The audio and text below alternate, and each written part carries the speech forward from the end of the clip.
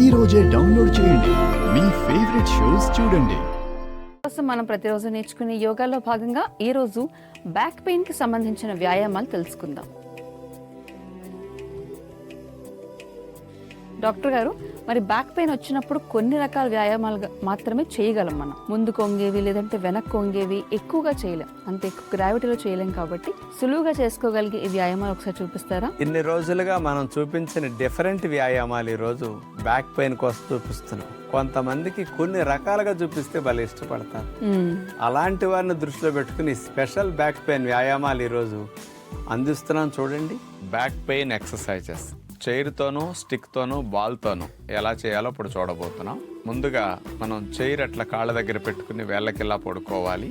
ఒక కాలుని చైర్ మీద అలా పెట్టేస్తాం, మరొక కాలుని పవన్ముక్తాసనంలో చూడండి మోకాలు దాకా కాలుని మడిచి రొమ్ముకి ఎట్లా ఆనిస్తాం అట్లా ఆనించిన తర్వాత రెండు చేతులతో కాలుని పట్టుకుని వేళ్ళల్లో వేళ్ళు లాక్ చేసేసి అట్లా నొక్కుకోవాలి. కాలుని రొమ్ముకు నొక్కుకోవాలి.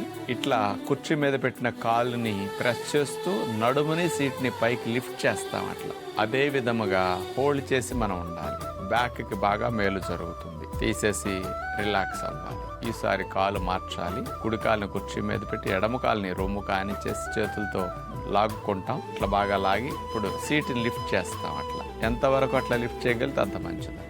బ్యాక్ మజిల్స్ బాగా బలపడటానికి, స్ట్రెంగ్తన్ అవటానికి చైర్ సహాయంతో చేసే వ్యాయామం బాగా ఉపయోగపడుతుంది. ఇలా చేసిన తర్వాత ఒక బాల్ సహాయంతో మనం చేయబోతున్నాం. స్ట్రైట్గా నుంచుని మన రొమ్ము భాగానికి బాల్ని అట్లా పెట్టేసి నడుమెక్కడా బెండ్ అవ్వకూడదు. ముడ్డిపోసల దగ్గర హిప్ జాయింటే బెండ్ అవ్వాలి. అప్పుడే నడువు నొప్పి రాకుండా నడువు నొప్పి తగ్గుతుంది. ఇదంతా స్ట్రైట్గా ఉంటుంది, మధ్యలో ఎక్కడ బెండ్ అవ్వదు. ఓన్లీ తొంటి దగ్గర హిప్ జాయింట్ మాత్రమే బెండ్ చేస్తాం. మళ్ళీ గాలిని పీల్చుకుంటూ పైకి లెగుస్తారు. ఇప్పుడు అట్లా ఒక 1/2 minute 45 seconds అట్లా ఉండి మళ్ళీ గాలిని పీల్చుకుంటూ పైకి వెళ్తారు.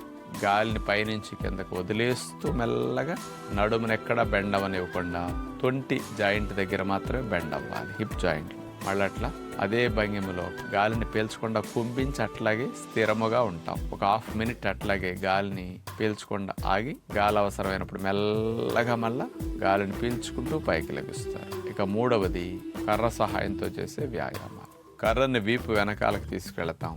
ఒక కాలు ముందుకి అలా పెట్టి మెల్లగా నడుము బెండ్ అవ్వకుండా తొంటి జాయింట్ దగ్గర అట్లా బెండ్ అవ్వాలి. ఎంతవరకు అట్లా బెండ్ అయ్యే అవకాశం ఉంటే అంతవరకు అలా ఉండాలి. మళ్ళీ మెల్లగా గాలిని పీల్చుకుంటూ వెళ్తారు. కిందకి వెళ్ళిన తర్వాత గాలిని వదిలేసి అట్లాగా కుంభించి ఉంటారు. ఉండలేనప్పుడు మెల్లగా గాలిని పీల్చుకుంటూ పైకి వెళ్తారు. ఇట్లా ఒక 3-4 సార్లు 5 సార్లు కంటిన్యూస్గా కూడా చేసుకోవచ్చు. ఈసారి కావాలంటే మీరు ఇంటి దగ్గర ఎడమ కాలుని ముందు పెట్టి కుడి కాలుని వెనక్కి పెట్టేసి చేతులు కూడా మార్చి అట్లా రిపీట్ చేసుకుంటే మరొక డైరెక్షన్లో కూడా బాగుంటుంది.